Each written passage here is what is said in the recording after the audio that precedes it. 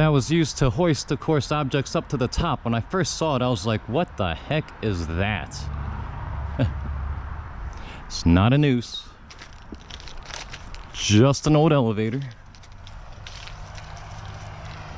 Check out how old this building is. You can feel the history.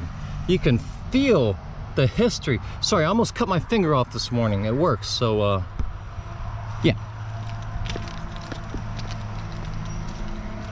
Look at this. That's for Wilbur. If you're young, you won't get that joke, but sorry. I'm a little older than I look. Do you guys know how old I am? I love old mills. I could just sit here all day. And if it weren't for the Gettysburger calling my name, I would. So this is take 2. I ran my mouth a little too much on the last one. Just want to give you guys a lay of the area. Of course, you saw when this area was established. A few decades before the Civil War. A couple decades after independence. Show you the house real quick. This is where I took too much time, so kind of go in and out here. Beautiful fall day. You smell that? It's history. I'm not kidding. It's old paper, it's old wood, it's old rugs, it's old rattan. Isn't that what you call it? Wicker. Can you smell it? I sure can. Old iron. Know what I mean? That's my favorite smell in the world. So this was the residence. Now to explain briefly a little bit about the importance of union mills.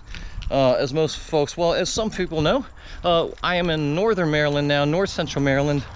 I am in northern Carroll County and just a little bit shy of Gettysburg. And so, you know, there was a Maryland, I've gone over this stuff so many times, guys. There's a Maryland campaign in 62 with Antietam. There was a Maryland campaign in 63 with Gettysburg. There was a Maryland campaign in 64 with Monocacy. But the one, of course, we're concerned with is 63. So I've mentioned, I mentioned that I was going to get to this, so I'm starting to get to this now, guys. Did you know that Robert E. Lee and Co. were up here in northern Maryland and in Pennsylvania 2 full weeks before before Gettysburg? Did you know that? 2 weeks. They were up here up in northern Maryland and in Pennsylvania by about June 16th, if I have that right. Someone can feel free to correct me. And as I've mentioned before plenty of times, oh, I hate repeating myself, there are many reasons for the northern campaigns. You know, Antietam itself was not a goal. Gettysburg in particular was not a goal. Now, Monocacy, Washington, D.C. was a discrete goal. A discrete goal, but usually there was a general goal. There were a couple of general goals. Wow! Look at this. I mean, that's at least going back mid-20th century. You know, this doesn't go back to 1797, but so cool. I love it. Look at that old chain. So, you know, they were all over, you know, going through Carroll County. They were already up, the Rebs, those darn Rebs were already up into Carlisle, York, Hanover, what is it, Chambersburg? They were basically in every south central PA town except for Gettysburg. Until Ewell decided he needed some shoes.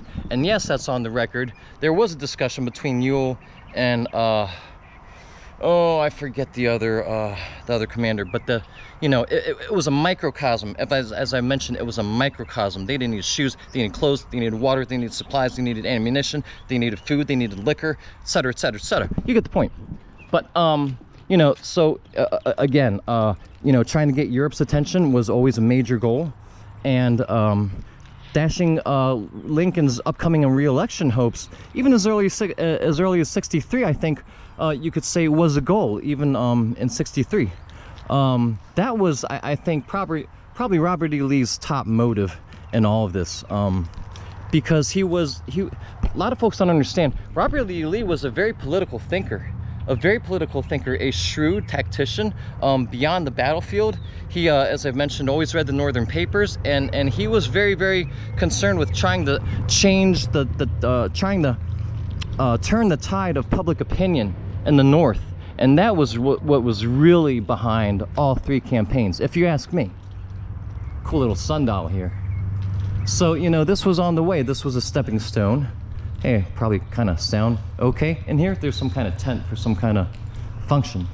But yeah, so that was the goal in 63. And like I said, you know, Gettysburg was kind of ended up being the battle a couple weeks later, simply because